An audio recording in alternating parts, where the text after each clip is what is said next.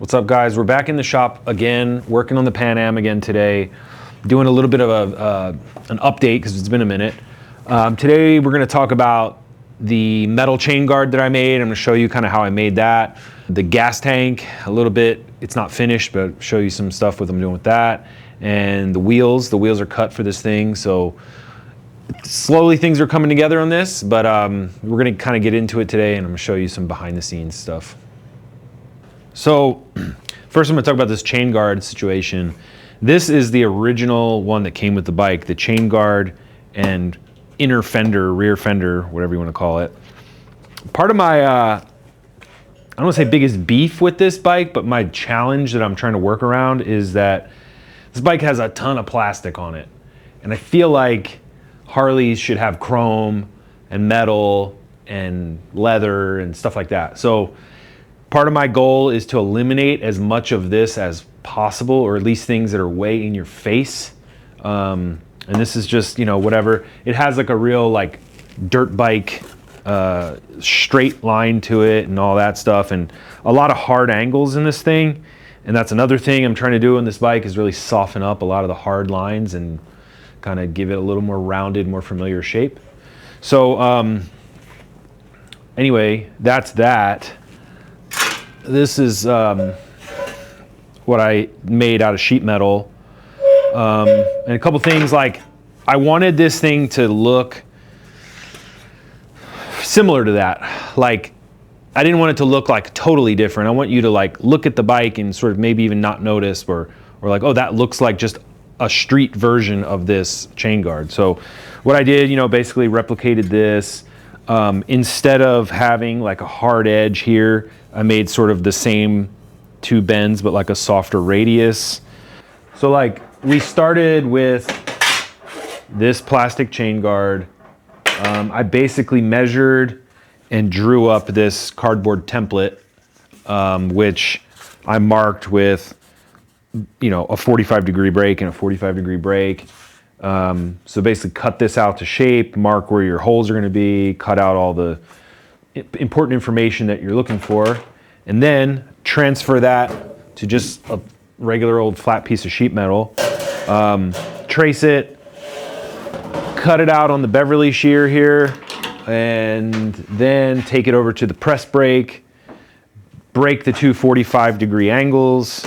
You know, a lot of sanding and filing, and basically to get this curve in the back. I mean, I basically made it straight just like this, and then took this. So when I first made it, this was straight, and then I was able to use the shrinker and shrink the hell out of this and bend this and hammer and dolly and hammer and dolly and hammer and dolly, and then keep shrinking it till I got the radius to match the factory rear sprocket.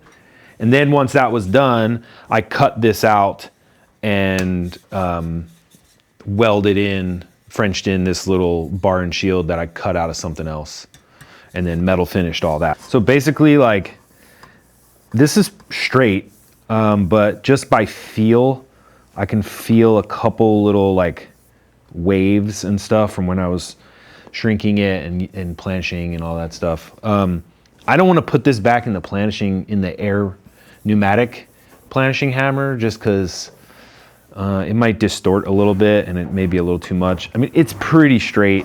So I think what I'm going to do is just by hand, just go in here and just hit a couple spots and just sort of just kind of get these like planished out, and with a dolly.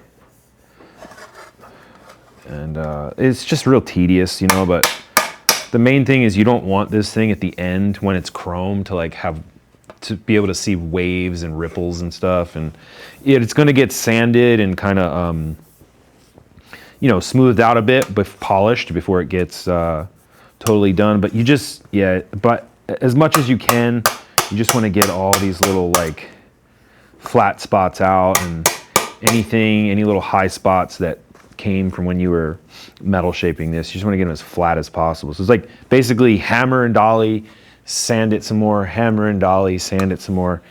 and by the way, I'm not an expert at this. Like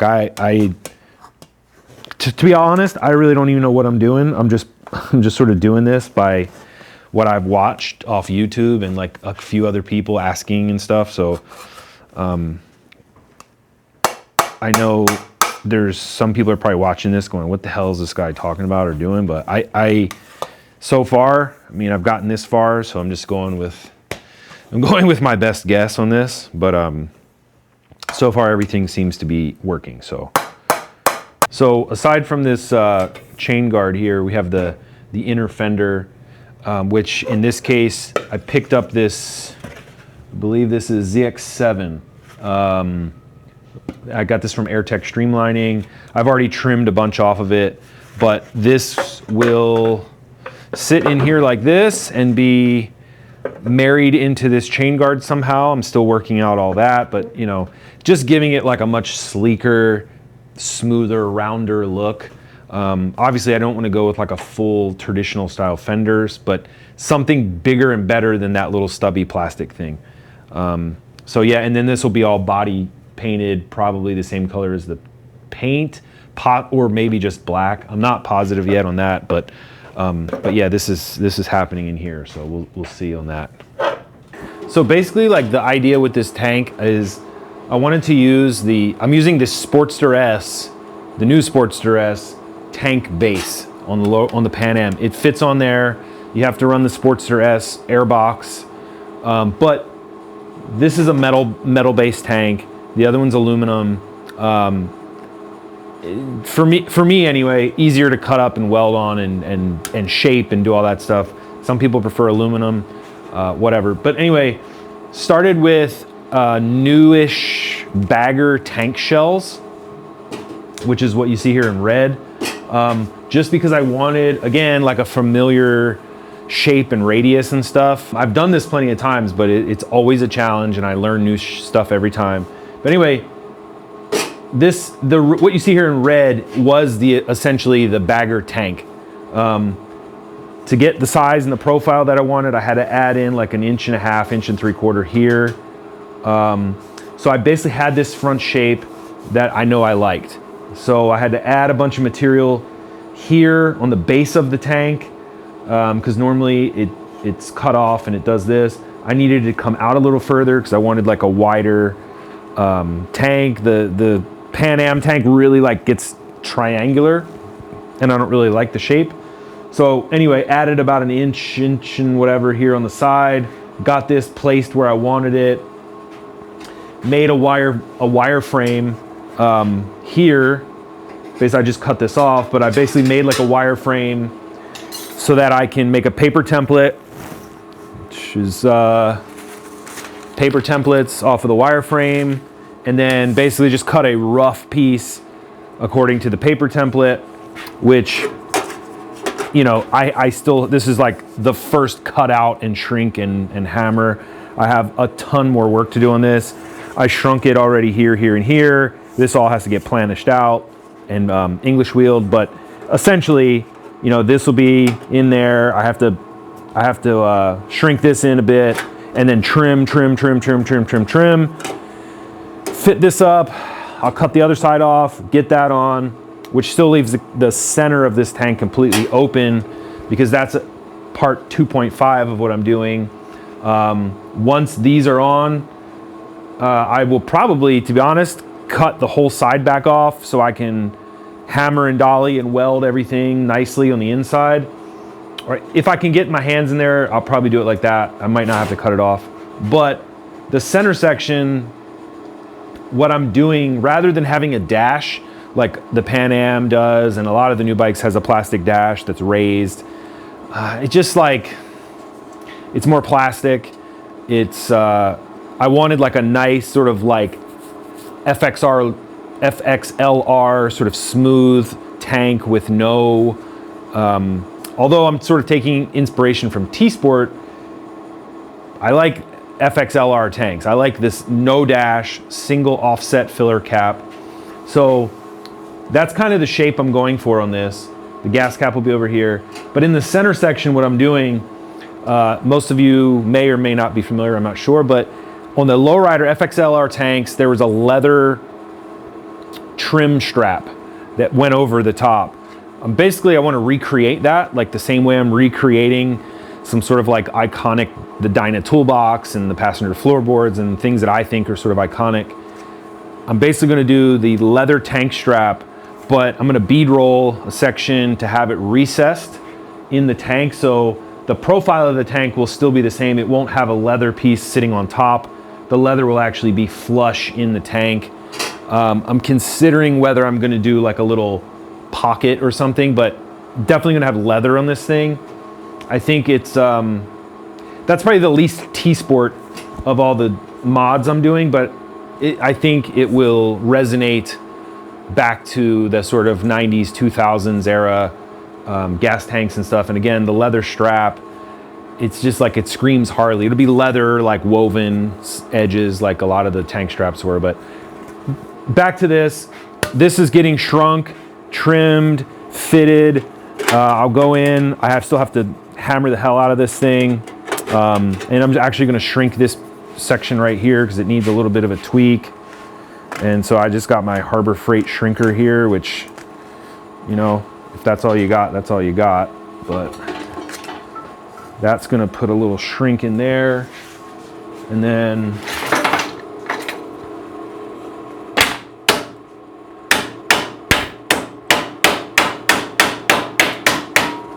put some curve back in it. It's already almost perfect. It just gave me that little roll right there that I needed. So yeah, this basically now I just got to like trim this, make sure it's all square, and then just start really getting on the English wheel and the planishing hammer and getting this really smooth so you don't have these like shrink marks and all that kind of stuff. Getting this profile. The more you do this on the English wheel, the more this thing is gonna curve and sort of distort. So you have to work it a bunch, straighten it out, work it, keep straightening it out. But yeah, you kind of get the idea. Yeah, I mean, it looks like crap now, but whatever. It will look better, I promise you that. So yeah, this is essentially the silhouette of the tank that I'm going for. Again, we're still in like the super rough phase here, but I already had the seat made. So normally, you know, you'll make a tank and then make the seat fit the tank. Well, the seat's already made. So I had to basically make sure nothing was hitting inside here, kind of some funky curves and stuff going on, but basically got all that worked out. The next thing we're going to talk about is going to be these wheels. So I made a bunch of sets of these. Not a bunch, I made a couple sets this is my own design. Everybody knows I love Kim tabs. I'm a freak for Kim tabs. So this is my version of a 7-spoke Kim tab. These are full billet, made in the USA. I went in step lip here and have a Sturgis-esque sort of relief in the outer lip. You know, I obviously have hubs made for this. So I'm going with the 21 in the front, 21 by 3 in the front, and a 17 5.5 in the back. Tire's not beaded or mounted right now, but just going on for, you know, visual reference here. But 17 5.5 in the rear, 21 by 3 in the front. Again, this is going to be a sort of wait and see type of situation. In my mind, I think I want to do chrome, but who knows? Maybe black. But either way, I think these things with that splash of chrome and some other chrome and black and stuff all mixed in with the paint color I'm doing is going to look really, really good. So that's pretty much it. That's all, or at least that's all I'm going to show you guys for right now. I will say this. So I already have a color in mind, and it's a Harley factory color. What do you think it is? What's your guess? A lot of things I'm going off a sort of nostalgic or something that is, you know, like it's a Harley color. I'm not going to say what year, I'm not going to say what model, but in the comments, tell me what you think the color is going to be, or what do you think it should be. yeah, that's it for today. There's a lot more happening behind the scenes that I can't show you guys yet, but it's happening. And it looks like junk now, but trust me, it'll be good.